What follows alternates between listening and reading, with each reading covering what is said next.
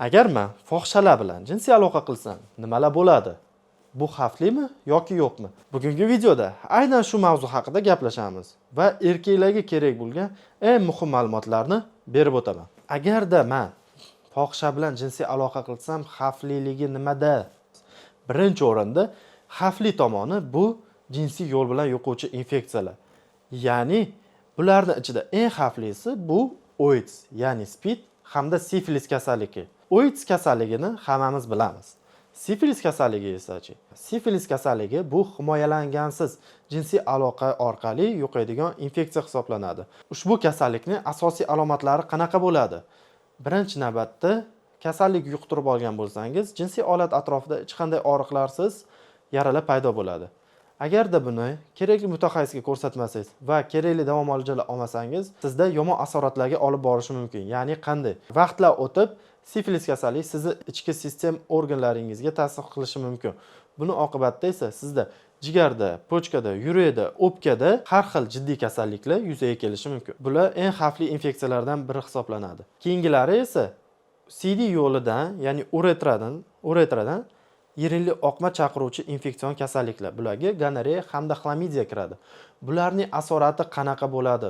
Ushbu infeksiyalar oqibatida sizda birinchi navbatda urug' yo'li bitib qolishi mumkin, ya'ni batamom bekilib qolishi mumkin va buni oqibatida siz bepush bo'lib qolishingiz mumkin.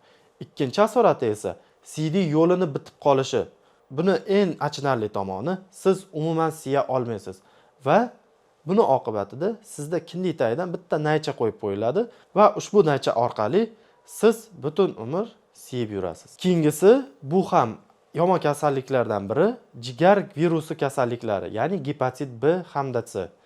Ushbu virusli kasalliklar sizni jigaringizga ta'sir qilib, eng yomon asoratlardan biri bu jigar sirroziga olib kelishi. Endi esa videoni asosiy joylaridan biriga yetib keldik. Ya'ni erkaklar orasida eng ko'p qilinadigan xatolar. Ko'pchilik erkaklar o'ylaydi, ya'ni bir marta jinsiy aloqa qilsam, hech nima bo'lmaydi-ku. Bu narsa o'tib ketadi va menga hech qanday infeksiya yuqmaydi deb o'ylaydi. Aslida esa umuman boshqacha bo'ladi. Infeksiya yuqishi uchun bir donagina friksiya, ya'ni erkak kishining olati ayol kishining qiniga bir marta kirib chiqsa ham shuni o'zi yetarli bo'ladi. Buni tasdiqlash tariqasida esa sizga bir hikoyani aytib beray. Bir bemorim bo'lgan, ya'ni qabulga kelgan, azospermiya bilan shikoyat qilib, ya'ni urug' foizi 0, urug' soni va foizi 0. Bu holatga qanday tushib qoldi? Shuni surishtirganimizda, u bir necha yil avval poyezdga uzoq safarga, ya'ni 3-4 kunlik safarga ketgan. 3-4 kunlik safar ichida poyezdda kupeda ketganda u bilan birga ayol kishi bo'lgan. Ayol kishi bilan gaplashgan, xushmuomalalik qilgan va ayol kishi bilan jinsiy aloqa qilgan. Jinsiy aloqa bir marta bo'lgan-ku, lekin ushbu kasalimda bir necha haftadan keyin yirinli oqmalar paydo bo'lishni boshlagan. Bemor uzoq yurtda, ya'ni musofirda bo'lganligi uchun doktorga murojaat qilmagan. Ya'ni ushbu yirinli oqmalar o'zi o'tib ketadi deb o'ylagan.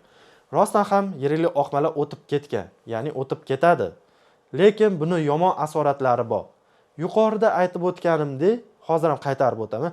Yirinli oqmalar oqibatida, yirinli oqma chaqiruvchi infeksiyalar oqibatida sizda urug' yo'li batamom bekilib qolishi mumkin va CD chiqaruv kanali ham batamom berkilib qolishi mumkin.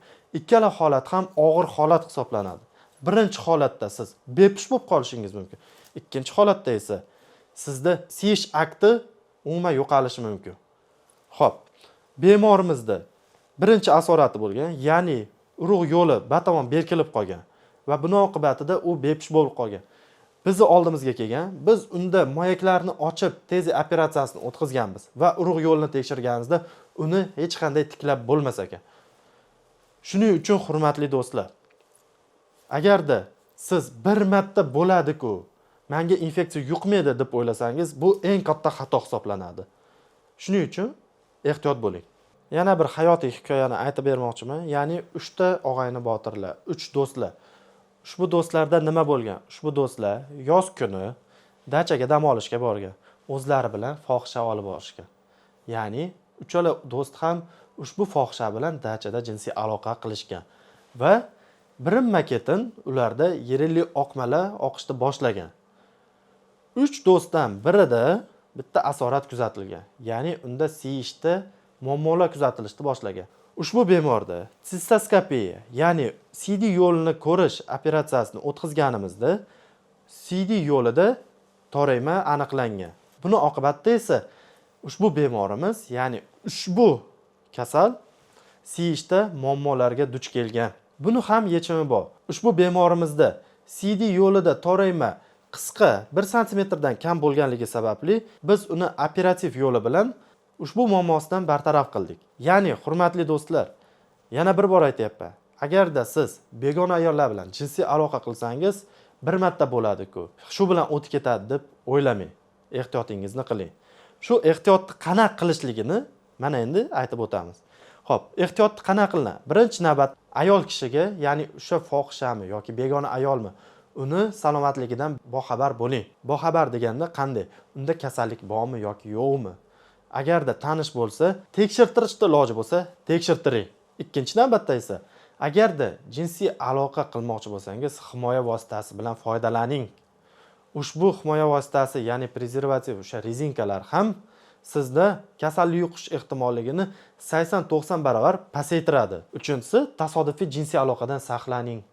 Chunki yuqorida aytib o'tganimizdek, shu ikkita hikoyada, ya'ni ikkita bemorimizda tasodifiy jinsiy aloqa bo'lgan va ushbu jinsiy bir martalik jinsiy aloqa orqali ularda jinsiy yo'l bilan yuquvchi infeksiyalar yuqtirib olishgan. Agarda sizda jinsiy aloqa bo'lib o'tgan bo'lsa va yuqorida aytib o'tilgan belgilar kuzatilayotgan bo'lsa, nima qilish kerak?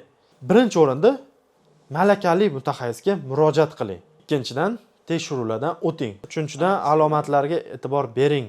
Ya'ni sizda oqma oqyaptimi, yo'qmi? Oqma oqayotgan bo'lsa, lecheniyadan keyin to'xtadimi, yo'qmi? Lecheniyadan keyin sizda qanday narsalar kuzatilyapti? Ya'ni yara chiqish va hokazolar.